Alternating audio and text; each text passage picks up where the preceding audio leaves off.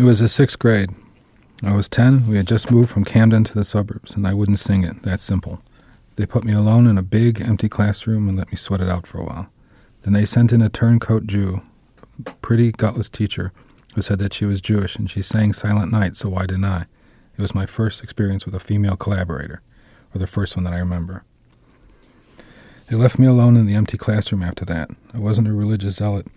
I just didn't like being pushed around. And I knew about and liked the separation of church and state, and I knew I wasn't a Christian and I didn't worship Jesus. I even knew that Christians had made something of a habit of killing Jews, which sealed the deal for me. I was shunned, and one of my drawings hung in the hall, and a bulletin board was defaced. Kike was written across it. I then had to undergo the excruciating process of getting some adult to tell me what kike meant. I thought my teachers were fascists in the style of the Inquisition for wanting me to sing Silent Night when they knew I was Jewish, and I still think that. What they take from you in school is eroded slowly, but this was big. I couldn't understand how they could try to force me. Transparently they could, and they did. Force, punishment, exile, so much adult firepower to use against such a little girl. To this day I think about this confrontation with authority as a Silent Night action, and I recommend it. Adults need to be stood up to by children, period. It's good for them, the adults, I mean. Pushing kids around is ugly. The adults need to be safe from themselves. On the other hand, students must not shoot teachers. The nobility of rebellion, student to teacher, requires civil disobedience, not guns, not war, pedagogy against pedagogy. In this context, guns are cowardly. I was, however, in crisis. I had read Gone with the Wind probably 100 times, and like Scarlett, I was willful. My problem was the following. Abortion was illegal, and women were dying. How could this be changed?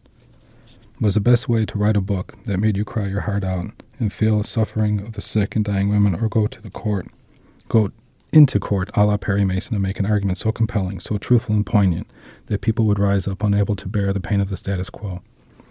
You might say that in some sense I was fully formed in the 6th grade. My frame of reference was not expansive. I did not yet know about Danton or Robespierre or any number of referent points besides Perry Mason, but in formal terms, the dilemma of my life was fully present. Law or literature, literature or law. By the end of that year, I had decided that they could stop you from going to law school, and would, but no one could keep you from writing because nobody had to know about it. It was my mother whose politics were represented by the abortion theme. She supported legal birth control and legal abortion long before they were respectable beliefs. I had learned these pro-women political positions from her, and I think of her every time I fight for a woman's reproductive rights or write a check to the National Abortion Rights Action League or Planned Parenthood.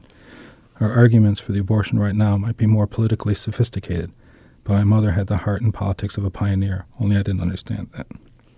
These were the reproductive politics I grew up with, and so I did not know that she had taught me what I presumed was fair and right. Eventually she would tell me that the worst mistake she had made in raising me was in teaching me how to read. She had a mordant sense of humor that she rarely exercised.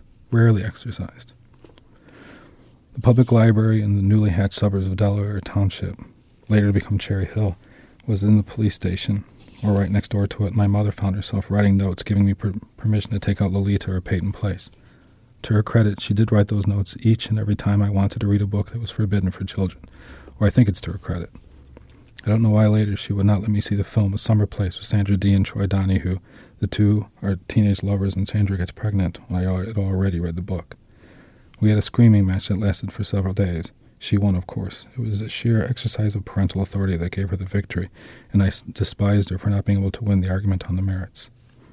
She'd blow up at my curiosity or precociousness, and it seemed to come out of nowhere to me.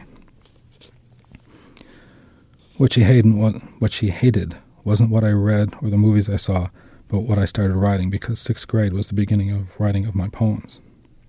They'd be small and imitative, but they were piss-perfect, in-your-face acts of rebellion. The adults could keep lying, but I wouldn't. My mother's real failure was in telling me not to lie. I had a literalist sense of the meaning of the admonition. Is that the right way to say that? I was a kike and would continue to be. Never once have I sung Silent Night, nor will I. I recognize that there were a lot of ways of lying, and pretending that Christmas and Easter were secular holidays was a big lie, not a small one.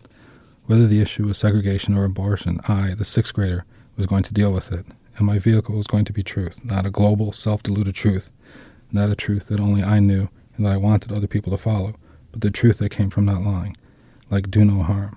Not lying is a big one, a hard discipline, a practice of Spartan ethics, too often mistaken for self-righteousness. If putting my body there, when it ought to be here, was required, but to do so was a lie, I wasn't going to do it. I'd write and I wouldn't lie. So when self-help writers tell one to find the child within, I assume they don't mean me. I love you. Oh. And everything's going to be okay. Yes, I am. And that was a really good thing, because maybe, most likely neither of the girls are probably still wearing the same thing. But like they said, if a piece of the clothing is found, it could lead to finding the girls later. She was wearing Tommy Hilfiger pants. They had a red rose on the left pocket. It was an embroidery that my mom and Ashley had done together. She was wearing white Skechers. She had black socks on, and I'm not quite sure what shirt exactly she was wearing either, but she always wore sweatshirts, always. It's a picture of both the girls and the numbers on it, and it has, a little information on both of them.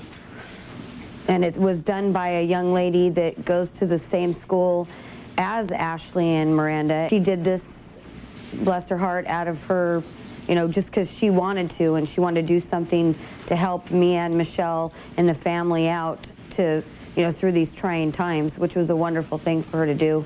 No, I just know that my daughter's missing and that she needs to come home and that she's loved and we miss her.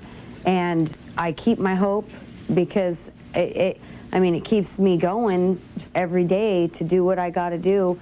And it brought me here today, and I'm doing everything I can to bring my daughter home so I can tell her I love her and give her a hug. And I'm sorry.